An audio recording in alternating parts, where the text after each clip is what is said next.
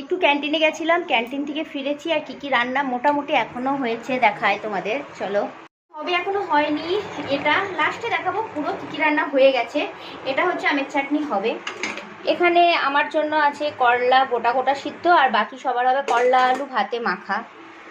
এখানে মাছ হয়েছে, এই যে আজকে মাছ ঝাল দেওয়া করেছি। আর এখানে মায়ের জন্য পোস্ত আলাদা করে। তো এখনও হবে, বাদ বাকি কী কী হবে পরে আবার লাস্ট দেখাবো তোমাদের।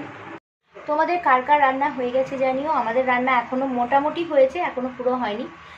ভাতটা হচ্ছে আর বাদ বাকি মোটামুটি হয়ে গেছে। এখনও বাকি আছে মায়ের জন্য একটু ডাল আর পোস্ত আর বেগুন ভাজা মা খাবে। আর আমাদের মাছ হবে, চাটনি, এই দিয়ে আমাদের। চলো, মেন জল আসেনি এখনো, দেখবে এই যে কোনো কলে জল নেই।